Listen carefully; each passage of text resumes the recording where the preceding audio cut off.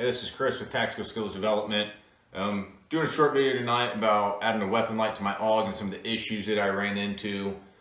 So hopefully it's stuff you can take into account because it's things that I didn't think about when I planned on it. So got my Steyr AUG. It's a early Saber Defense build, and got it topped off with the Trijicon Credo 1-4. So big shout out to Trijicon. I had an older AccuPower 1-4 that was 100% reliable, worked great, used it for years, but it had a couple imperfections in the glass, just real kind of black specks. Finally decided to get a hold of Trijicon and send it in on an RMA. They discontinued that line, reached out to me and told me they were replacing it with a brand new Credo 1-4 with the same reticle. So I will always spend the money on quality optics. I'm thrilled with all the Trijicon optics I have. So a big thank you to Trijicon for doing that for me. So we got a mod light, 18650 body, OKW head on my Steyr AUG. It's already cleared and all that good stuff. So I'm going to get into the issues I ran into. So hopefully you don't have these problems when you want to add a light to your AUG.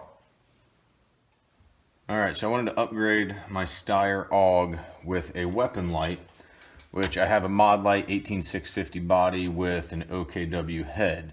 Right. My initial thoughts were to utilize the accessory rail, all right, with a T-Rex Arms light bar, right? With this rail being so short and recessed a little farther back on the receiver, I wanted to get that light pushed farther forward, right?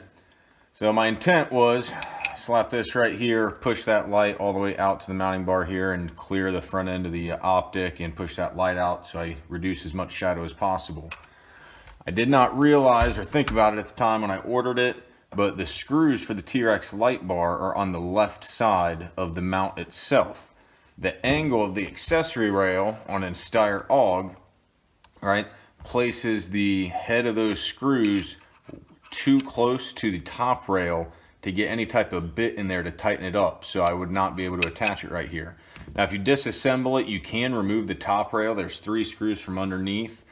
That wasn't necessarily something I wanted to do. Is to take apart a factory assembled top rail. I know guys that do it and I'm sure it would be fine, but I started thinking if there are other options it might work out well. Especially now I got the optic, it's all zero. It's just a headache that I didn't particularly want to deal with if I didn't have to. So I started looking at some of the optics mounts, flashlight mounts that I had, and I did have an Arisaka Defense Picatinny mounted 45 scout light, all right, mount. So I already had this Loctited to the light body and everything. And what I found is there's enough room here in front of this front sling swivel that I can actually bring it in and get it mounted on my very front rail. All right. For those that are wondering, I want to freak out about it. Yes, this weapon's cleared and unloaded. It's already been checked, so no need to worry about that. All right. So by dropping it on this very front slot of my top rail, all right, I'm going to tighten it up.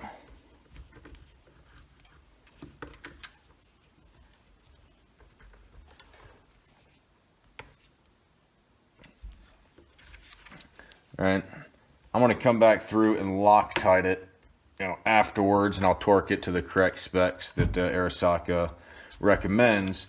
But you can see what it does for me is push that light considerably farther forward, right? So it puts it above the barrel so I don't get any shadow on the left side of the rifle from the barrel, and does not interfere with the view through my optic at all. So it's honestly a really simple, quick way to not have to disassemble that top rail and still push my light farther forward out.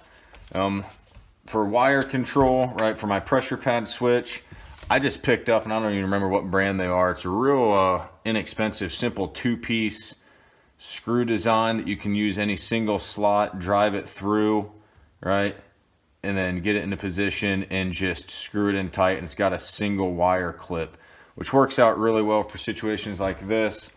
I have just enough space here that I can manage that wire and keep it fairly tight to the weapon. By pushing this light as far forward as I can and just enough curve, I'm not stressing the wire here. It does still allow me to fold that vertical grip that the AUG has forward without putting any tension or stress on the wire. playing around with my switch, I wanted to tape it into a spot to see if I like the position. I started out in the back, but I found it really interfered with my grip, the constant on button of the SR07 switch. I like the ability to go constant on with a white light, as well as momentary, right? For any administrative work, providing medical care, aid, you need to illuminate a room, whatever it might be. I'm a right-handed guy, so, with the AUG being a bullpup, I'm not too concerned about shooting it off my left shoulder. It's not something I'm going to do because I'm going to be eating brass in my face. So by shifting the pressure pad a little bit to the right side, I find that it doesn't interfere with my grip at all. It's still really easy to activate and works out well. So I'll probably leave it taped for a little bit to make sure it's definitely where I want it, and then I'll throw some Velcro on. That way I can remove it so I can pull the barrel out for disassembly. So again, anybody that has an AUG that's looking to add a light to it, right, and push it out, something like a light bar would do, right, without having to disassemble that top rail. The offset 45 mount makes it really simple, clears the barrel, clears the optic, clears the receiver, gives you plenty of light out front, and looks pretty sharp, looks pretty good. So just an easy way to get that light in there. All right, I'm going to torque everything down, get it Loctited, and be ready to rock and roll. Thanks a lot. This is Chris with TSD. See you next time.